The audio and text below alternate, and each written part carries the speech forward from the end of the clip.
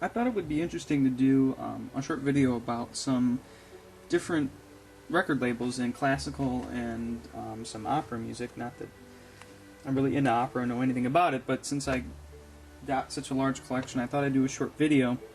I'm going to start with RCA, and RCA, I could probably do an entire hour-long video about RCA and why it's such a good record label.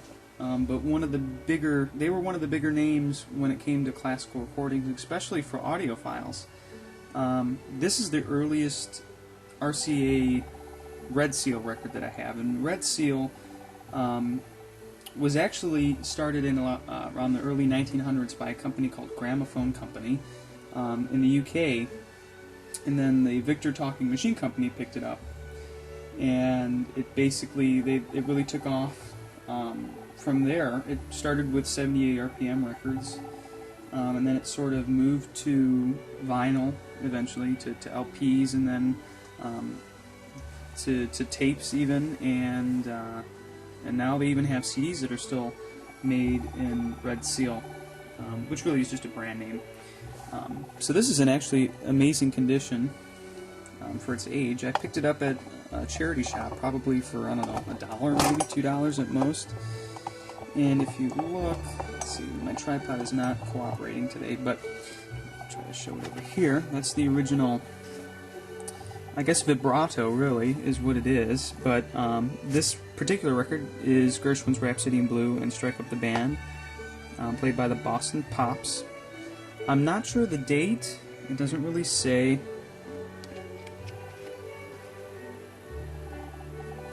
I think it says on the back. No, it doesn't.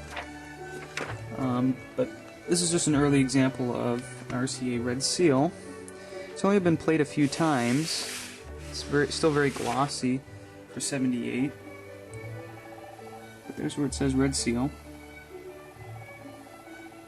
Let's see a date on there. I would assume this is probably from the 40s. I don't think it's any older than that. Of course, I could be wrong.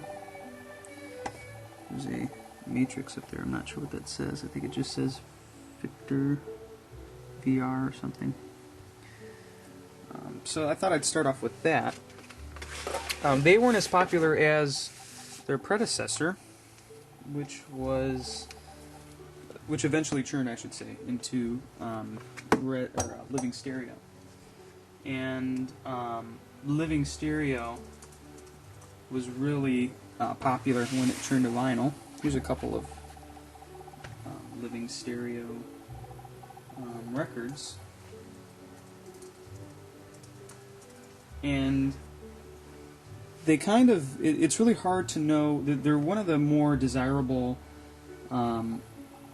records when it comes to classical and opera because of the really great sound quality. The recording process is very simple, and I really couldn't tell you about the details of it, to be honest, because I don't really know that much about how or why they're so good. But as far as if you're looking for some really rare Living Stereo or Red Seal, it's really important to watch the actual label, because they actually reissued many of these later on in the 70s when they were pushing what they call Dynagroove and then Dynaflex, which I'll get into a little bit later. This one was a really popular one, and it has been reissued by, I can't think of the name of the company that's reissued it. I think it's called Classic Records. Anyway, this one won the Critics' Choice of Best Concerto Recording of 1958 by the Saturday Review poll, which was a fairly prestigious record review. There's the little information about when you should play it and on what machine. This is from 1958. This particular one is actually this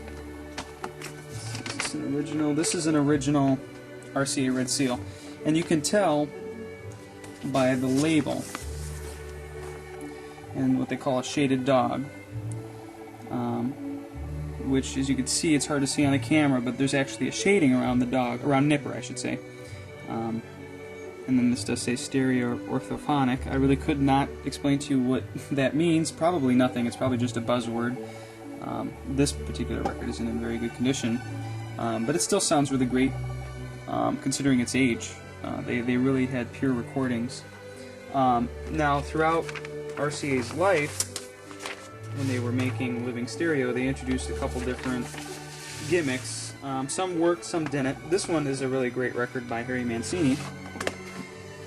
This is also an original Red Seal. I'll show you a reissue.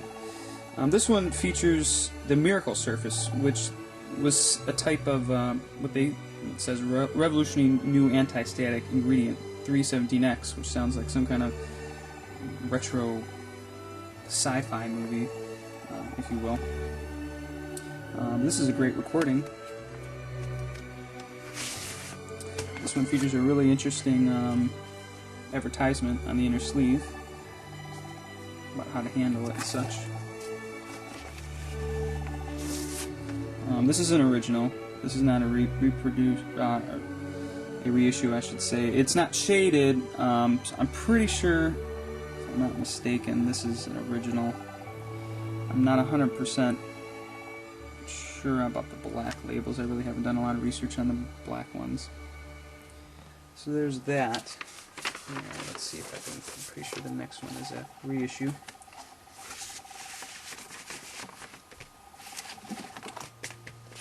This is one of my favorite records.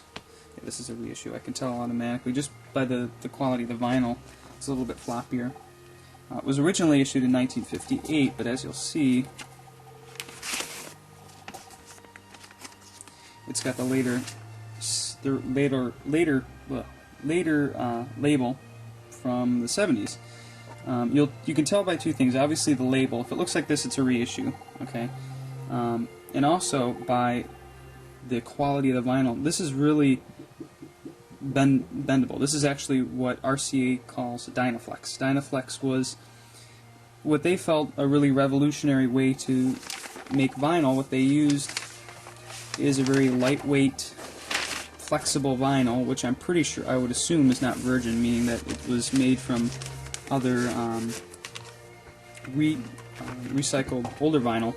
But what they felt was that because the vinyl was so flexible that it would lay flatter on the turntable and give you a better sound, but really, and they also felt that it wouldn't warp as much, but really it was exactly the opposite. Those records warp all the time. I couldn't tell you how many I have that have warped. They are from the original, from what I understand, they're from the original masters that were first made in the 50s, so many of them are they still sound great. This one is this was interesting. I picked it up, first of all, because London is one of my favorite cities, but it's kind of like an advertisement record for Sabina Airlines, which I doubt is around anymore. And it says Holiday Abroad London. I also have a Holiday Abroad in Dublin. This one is an original.